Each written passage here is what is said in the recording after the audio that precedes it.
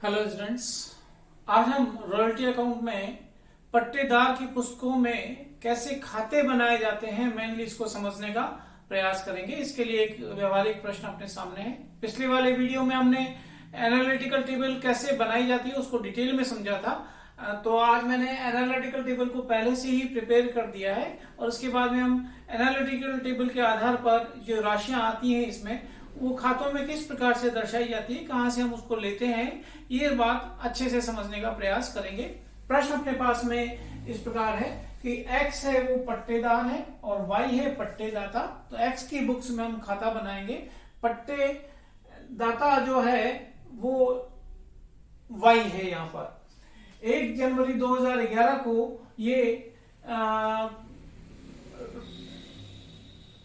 पट्टे पर ली गई है खान। तो आप यहाँ पर देख रहे हैं 2011 वाला वर्ष, ऐसे ही 12, 13, 14, 15 और 16, क्योंकि लास्ट में हमें उत्पादन दे रखे हैं विभिन्न वर्षों के, तो वो 2016 तक दे रखे हैं। तो 16 तक यहाँ पे राशियां वर्ष यहाँ पे ले लिए गए।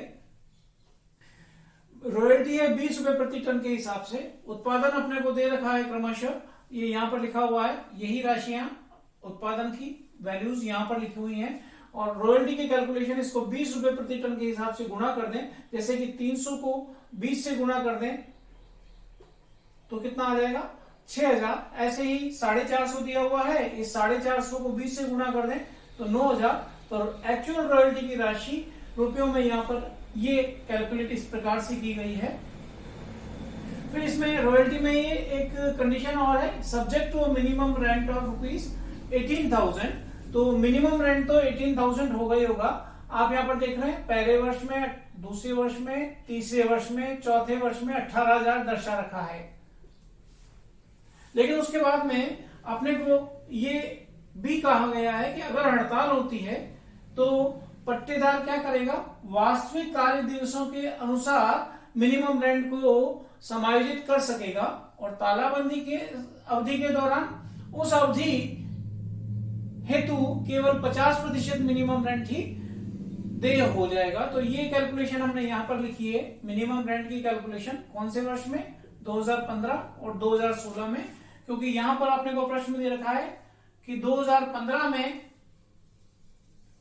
73 दिन की हड़ताल रही और 2016 में 2 माह का तालाबंदी या लॉकडाउन रहा। तो 2015 की कैलकुलेशन कुल मिला के जो मिनिमम रेंट है वो प्रश्न में दे रखा है 18,000, जो एक वर्ष का है। प्रश्न में चूंकि दिनों में दे रखी है हड़ताल की अवधि, तो 365 एक साल में दिन होते हैं, 73 दिन हड़ताल की अवधि है, तो वास्तविक कार्य दिवस हुए 292 दिन। तो ये 18,000 को 292 दिनों के लिए ज्ञात किया गया है, जबकि वर्ष का है ये 365 दिनों का है ये 18,000। तो 14,400 मिनिमम रेंट यहां पर दर्शाया गया है। ऐसे ही 2016 में तालाबंदी की जो अवधि है वो है यहाँ पर 2 माह की। इन 2 माह को छोड़ दें तो बाकी के बचे 10 माह वो नॉर्मल मंथ्स हैं। तो 18,000 का 10 महीने का जो हमने मिनिमम रेंट कंप्यूट किया वो तो आता है 15,000।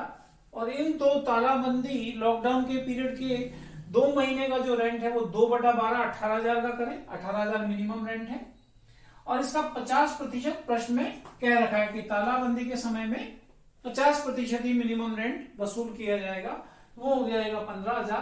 तो कुल राशि बनी मिनिमम रेंट की 16,500, जो यहां पर इस प्रकार से प्रदर्शित है। फिर प्रश्न में लघु कार्य प्रथम लघु कार्य की जो वसूली है वो अधिकतम 4,500 रुपए की जा सकती है। इससे ज्यादा रिक्यूब अमाउंट कभी भी उस कॉलम में 4,500 से ज्यादा नहीं होगा। और अगले 2 वर्षों में की जा सकती है। जिस भी वर्ष की शॉर्ट वर्किंग है उसके बाद, जैसे 2011 की अगर शॉर्ट वर्किंग है तो 12 और मैक्सिमम 13, 2013 तक इसको रिक्यूब कर सकते हैं। 2014 में ये राशि आगे नहीं ले जाएगी। 2013 में ही अगर कोई राशि वसूल जो नहीं हुई है उसको लाभान्य खाते में अंतरित कर देंगे। एक बात और कही गई है कि लघु कार्य की जो राशि वसूल नहीं हुई है, अगर वो प्रथम 5 वर्षों तक ऐसा होता है कि जो वसूल नहीं होती राशि, तो राज्य सरकार के द्वारा 50% अनुग्रह राशि, अनुदान या सब्सिडी इस पट्टेदार को मिलेगी। तो पहले 5 वर्षों तक का अगर शॉर्ट वर्किंग में न वसूल हुआ कोई शॉर्ट वर्किंग है, लघु कार्य है, तो उसका 50% P&L अकाउंट में जाएगा, क्योंकि शेष 50% आपने को राज्य सरकार के द्वारा मिल जाएगा अनुदान या सब्सिडी के रूप में। इस बात को ध्यान में रखेंगे। तो शॉर्ट वर्किंग माइनस साइन के साथ में और एक्सेस वर्किंग प्लस साइन के साथ में। तो रॉयल्टी यहाँ पर 6000 और मिनिमम रेंट है 18000, तो शॉर्ट वर्किंग हुई दोनों के अंतर के बराबर 12000 के बराबर। जब भी मिनिमम रेंट ज्यादा हो एक्चुअल रॉयल्टी से तो ये शॉर्ट वर्किंग है, माइनस चिन्ह लगा के लिखें। तो इस प्रकार से इन दोनों के अंतर के आधार पर ये गणनाएं कर रखी है यहाँ पर। जब भी मिनिमम रेंट ज्यादा है तो माइनस साइन है, और जब एक्चुअल रॉयल्टी ज्यादा है तो ये प्लस साइन है। तो शॉर्ट वर्किंग, तो ये ब्लू कलर में आप देख रहे हैं, उसको आप कॉलम वाइज कंप्यूट कर लें इस तरीके से। उसके बाद आपको रो वाइज ही चलना पड़ेगा, ईयर वाइज ही कैलकुलेशन करते जाएं। जैसे कि बोले रिक्यूब कुछ भी नहीं हुआ क्योंकि शॉर्ट वर्किंग है, लाभानी खाते में भी ट्रांसफर नहीं करेंगे, सब्सिडी भी अपने को नहीं मिलेगी, और पेमेंट क्या करेंगे, दोनों में से जो ज्यादा है वो रॉयल्टी और मिनिमम रेंट का, तो यह 18000 का भुगतान कर दिया गया। और ये जो शॉर्ट वर्किंग है 12000 रुपया, ये बैलेंस यहाँ पर प्रदर्शित है 12000 की short working, that is carried forward as an asset till it will be carried forward till it is not recouped, and after that it will be transferred to P&L account। आगे देखें, दूसरे साल में 9000 की शॉर्ट वर्किंग हुई है, तो payment जो करेंगे वो 9 और 18 दोनों में से जो ज्यादा है वो 18000 का, और 9000 यहां पर आपने प्लस कर दिए। मैंने अलग अलग लिखा है, इससे हमें ये ध्यान रहता है कि पहले किसकी रिकवरी करनी है। तो दोनों में से रिक्यूब जो करेंगे वो पहले 12000 का करेंगे, क्योंकि उसके लिए आप रिक्यूब करने का ये 1 वर्ष बीत चुका है, अगले वर्ष तक ही रिक्यूब कर सकते हैं। हाँ, अगर अपने पास में एक्सेस वर्किंग इन दोनों के योग के बराबर हो तो पहले इसमें से और फिर इसमें से रिक्यूब करेंगे। सपोज मैं एग्जांपल मानूं 15000 का एक्सेस वर्क है, तो 12000 ये रिकवर हो जाएगा और 3000 इसमें से रिकवर होके अगले में यहाँ पर 6000 शेष रह जाएगा। तो फिलहाल ये 1 साल इसका बाकी है और ये इस साल का है, दोनों मिला के बैलेंस कैरी फॉरवर्ड हुआ 21000 रुपया। 21000 में से हम 6000 रुपए को वसूल कर सकते हैं यहाँ पर, लेकिन प्रश्न में शर्त है कि अधिकतम रिकवरी केवल 4500 की होगी, वसूल की राशि 4500 की होगी। तो 4500 यहाँ पर कुल मिला के 12000 था। 12000 में से ये यहाँ पर भी प्रदर्शित है लघु कार्य का शेष, इसमें से क्योंकि इससे ज्यादा एक्सेस वर्क है नहीं, इसलिए केवल इसी को लिया है, दोनों के योग को नहीं लिया। यहाँ पर 12000 में से 4500 अधिकतम वसूली हो गई, शेष बचा 7500। चूंकि राज्य सरकार से अनुदान मिलेगा, इसके बाद में ये वसूल करने के लिए आगे नहीं ली जाई जा सकती। 2 वर्ष यहाँ पर इसके खत्म हो रहे हैं इस वाली राशि के। इस हानि को ज्यादा से ज्यादा यहां तक पूरे कर सकते थे, इसके बाद में इसको आगे नहीं ले जा सकते इस 12000 को। तो शेष राशि न वसूल हुई, उसका 50% सरकार से अनुदान मिल जाएगा 3750, और 50% न वसूल हुई राशि एक्चुअली रह जाएगी जो लाभानी खाते में ट्रांसफर हो जाएगी। तो इस प्रकार से यहाँ पर 3750 पेमेंट में से जो ज्यादा है वो लेंगे 24000, और 18000 में से जो ज्यादा है वो 24000 है। इस 24000 में से चूंकि वसूल कर लिया गया है 4500, तो जो शेष राशि है वो 19500 ये पेमेंट कर दी जाएगी यहाँ पर, और ये 9000 शेष यहाँ पर रह जाएगा। 21 में से 12000 का हिसाब यहाँ पर हो चुका ये, और 9000 ये यहाँ पर शेष रह जाएगा। इसका 1 साल और बाकी है, 1 साल ही हुआ है, इस 9000 की पूर्ति कर सकते थे यहां तक। तो यहां पर अपने पास में सरप्लस है 9000 रुपए का एक्सेस है, लेकिन अधिकतम शर्त क्या है, अधिकतम 4500 ही वसूल किए जा सकते हैं। तो उसी प्रकार से ये 4500 वसूल कर लिए, आगे इस राशि को 9000 में से शेष राशि यानी कि 4500 को नहीं लेके जाना है, इसका आधा अनुदान के रूप में प्राप्त होगा जो यहाँ पे प्रदर्शित है सब्सिडी के कॉलम में, और आधा P&L अकाउंट में डेबिट कर दिया जाएगा 2050। इस प्रकार से ये 9000 पूरे हो गए इस लाइन में। तो यहाँ पर 9000 में से कुछ भी नहीं बचा। फिर इसी प्रकार से यहाँ पर फिर शॉर्ट वर्किंग है तो ये शॉर्ट वर्किंग का शेष यहाँ पर है, और ये दोनों में से जो ज्यादा है उसका भुगतान कर दिया गया। इन दोनों में से जो ज्यादा है उसका भुगतान होगा, लेकिन इस 2400 में से 1500 की रिकवरी यहाँ पर संभव है क्योंकि 1500 का सरप्लस वर्क है।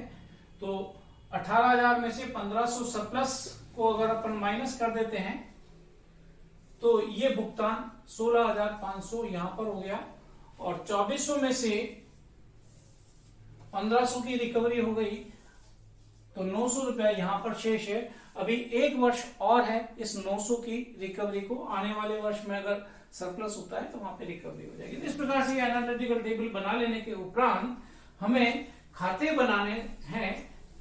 तो सबसे पहले मैं ले रहा हूं रॉयल्टी अकाउंट।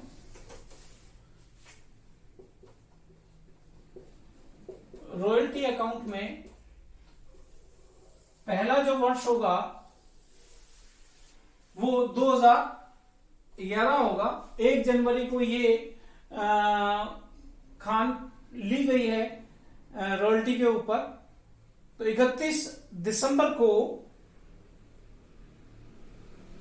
रॉयल्टी कितनी देय हो जाएगी?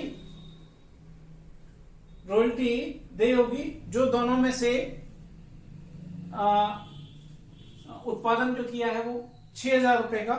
तो रॉयल्टी अकाउंट में आप लिखेंगे सबसे पहले देय किसको करना है? टू लोटस अकाउंट, या यहां पर जो पट्टे जाता है इसका नाम मैंने वाई कर दिया है, टू वाई अकाउंट। ये देय हुआ 6,000 रुपए का। ये खर्चे की तरह है, इसका बिजनेस है तो इसके खर्चे की तरह ये वाई को दे किया, और फिर ये वर्ष के अंत में ही 31 दिसंबर को ही दे हुआ, और 31 दिसंबर 2011 को ही by profit and loss account यहां पर ट्रांसफर हो गया 6,000। एक्चुअल रॉयल्टी के आधार पर ये हम प्रविष्टियां यहां पर कर लेंगे। तो इसी प्रकार से दूसरे वर्ष की करेंगे तो इसी डेट में डाल देता हूं 31/12/2012 to Y account. Second year में राशि है वो है 9,000,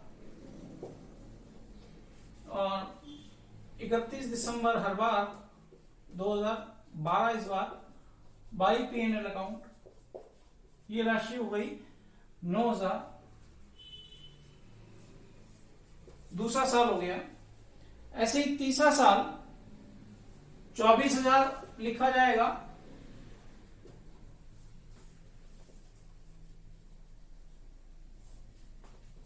पांचवा साल 27,000 लिखा जाएगा।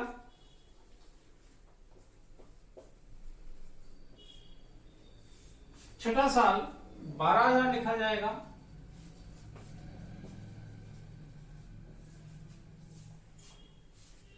और अगला साल 18,000 रुपए लिखा जाएगा।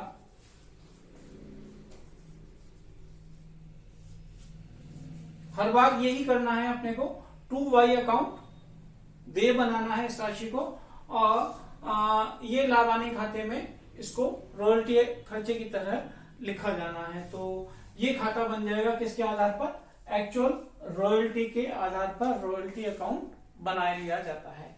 इसके बाद दूसरा महत्वपूर्ण खाता है शॉर्ट वर्किंग अकाउंट। उसको देखते हैं। मैं ये वैल्यूज की जरूरत नहीं पड़ेगी, अब हटा देता हूं। ये महत्वपूर्ण खाता है, इसको देखते हैं हम। शॉर्ट वर्किंग अकाउंट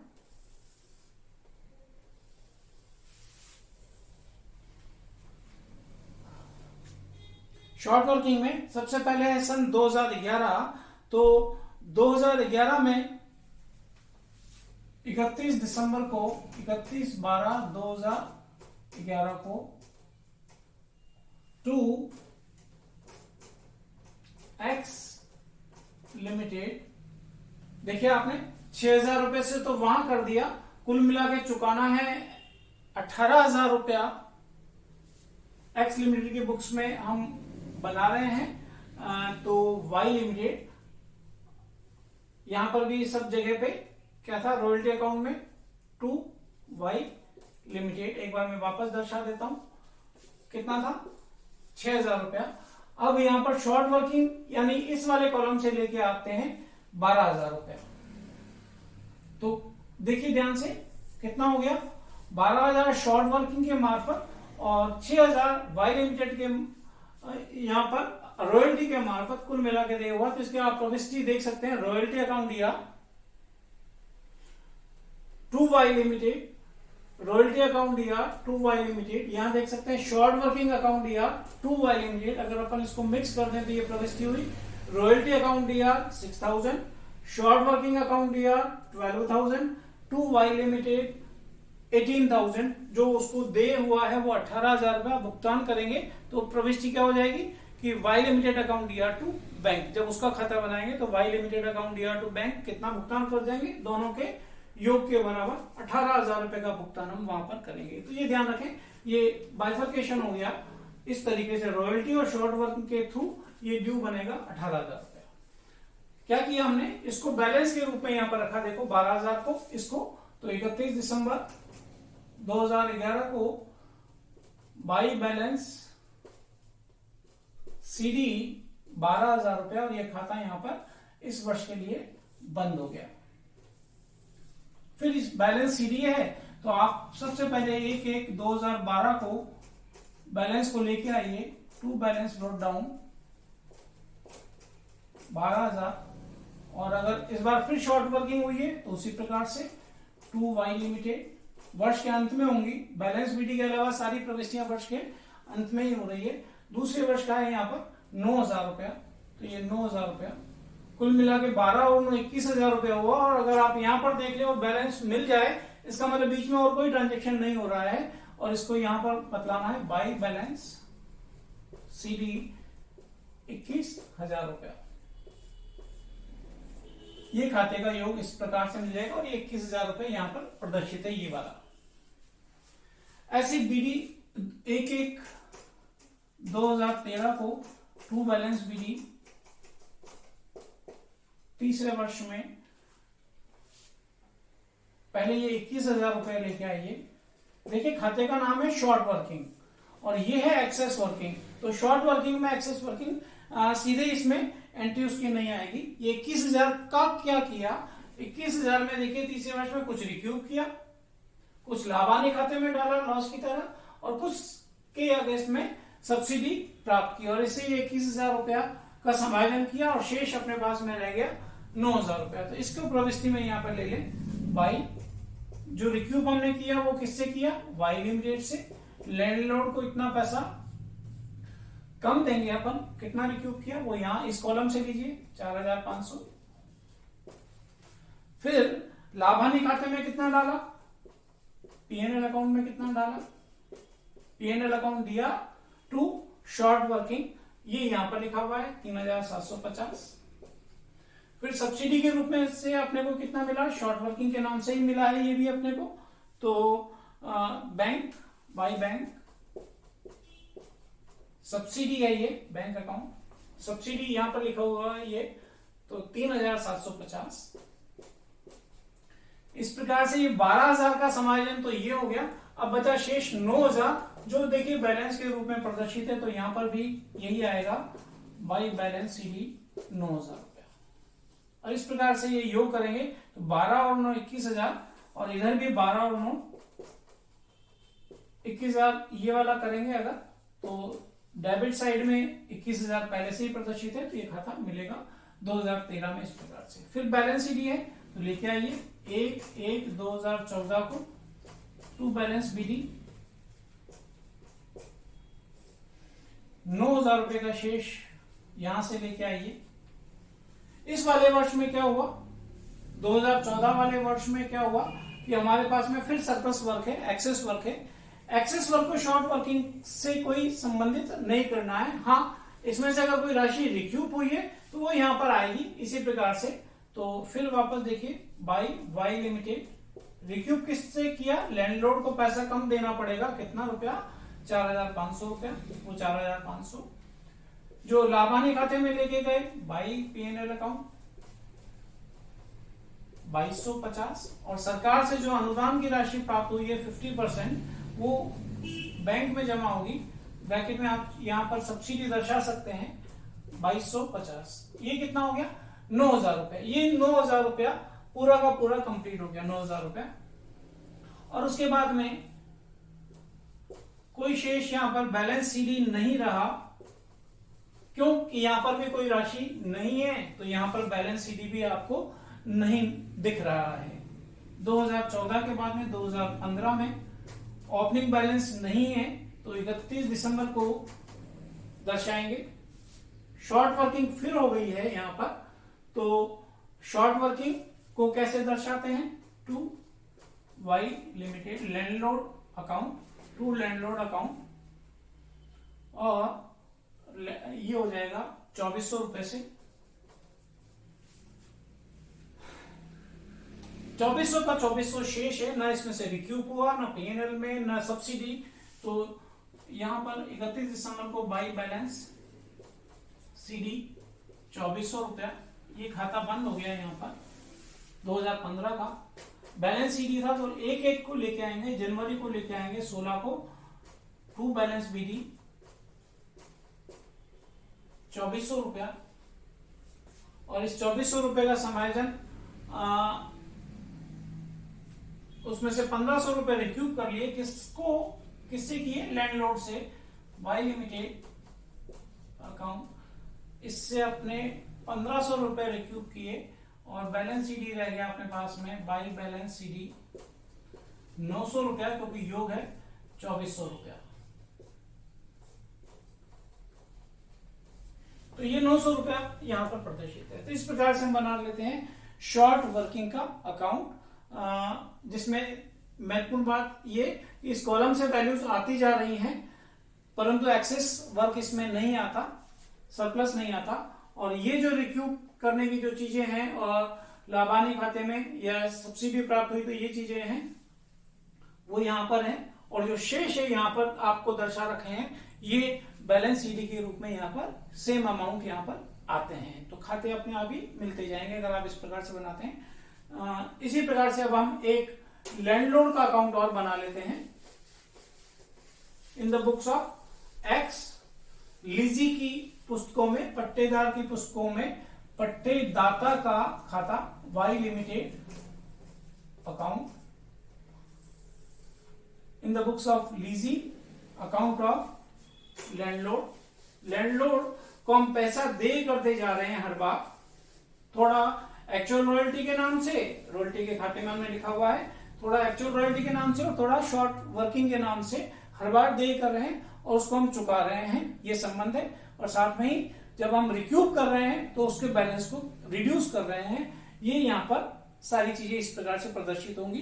तो सबसे पहले आप पहली प्रविष्टि जो होगी 31 दिसंबर 2011 को, एंट्री अभी थोड़ी देर पहले मैंने बोली थी, कैसे करेंगे? रॉयल्टी अकाउंट दिया, शॉर्ट वर्किंग अकाउंट दिया टू वाई लिमिटेड। तो वाई लिमिटेड के खाते में बाई रॉयल्टी, बाई शॉर्टकट में लिख रहा हूं मैं, बाई शॉर्ट वर्किंग, रॉयल्टी थी 6000 रुपए की और शॉर्ट वर्किंग थी 12000 रुपए की, कुल मिला के ये हुआ 18000 रुपया। और देखिए यहां पर ये 18000 रुपए का पेमेंट यहां पर दर्शा रखा है। तो 31 दिसंबर को 2011 को to bank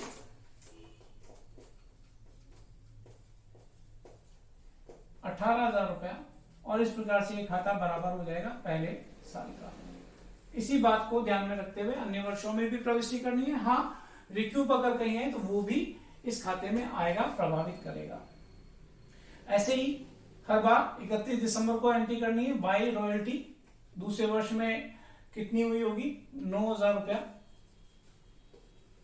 by short working वो है 9,000 रुपया, मिला के 18,000 रुपया भुगतान कर दिया गया है टू बैंक 31 दिसंबर को ही।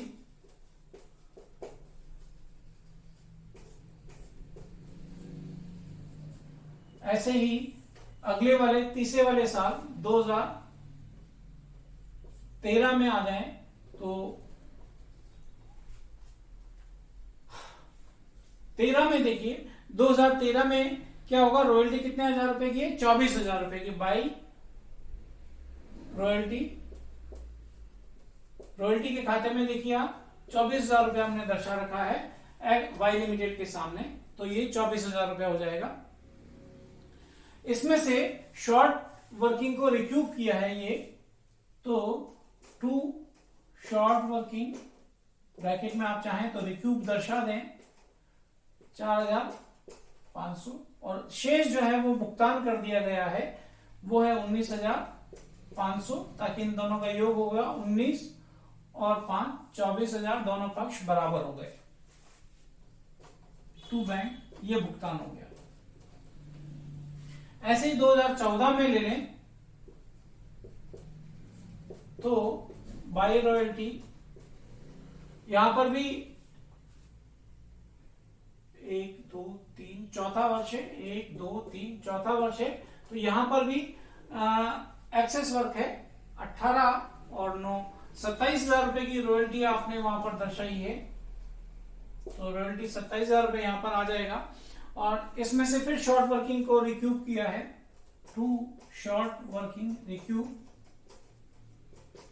4,500 और शेष का भुगतान कर दिया है टू बैंक 27,000 में से 4,500 का भुगतान, 4,500 की रिकवरी की, तो 19,500 ये यहां पर दर्शा रखा है, 19,500 का भुगतान टू बैंक, ये राशि यहां से लीजिए। ऐसे ही 2015 में बाई रॉयल्टी जो दी हुई है 2015 में, रॉयल्टी के खाते से 12,000 रुपए दी हुई है। इस वाले साल में कोई रिकवरी नहीं है और शॉर्ट वर्किंग हुई है 2,400 रुपए की बाई शॉर्ट वर्किंग 2,400 रुपए की, और भुगतान ये कर दिया जाएगा टू बैंक 14,400 रुपए का, जो यहां पर है 14,400। ऐसे ही अंतिम वर्ष 2016 में रॉयल्टी दे से बाई रॉयल्टी को दे कीजिए, रॉयल्टी के खाते में हमने लिखा हुआ है 12,000 रुपया, रॉयल्टी के खाते में 12,000 रुपया, 12 और 6 18, लास्ट वाला ये है 18,000 रुपया, ये वाला 18,000 रुपया रॉयल्टी, और इसमें से 1,500 रुपए रिक्यूब किया गया है, तो टू शॉर्ट वर्किंग रिक्यूब 1,500 रुपया और शेष का भुगतान हो जाएगा टू बैंक।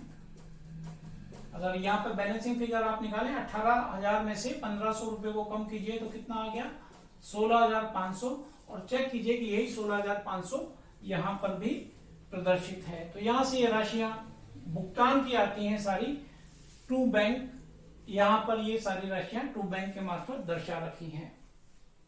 तो इस प्रकार से हम लीजी की पुस्तकों में, पट्टेदार की पुस्तकों में खाते बनाते हैं। खातों से ही हम एंट्री भी करना चाहें तो एंट्री भी सीख सकते हैं, और वास्तव में एंट्री आने पर ही ये खाते बनाए जाते हैं। तो ऐसे आप प्रश्न को हल कीजिए, हर चीज को एनालिटिकल टेबल को अच्छे से सावधानी से बनाइए। खाते में राशियों को केवल ट्रांसफर ही करना होता है। धन्यवाद।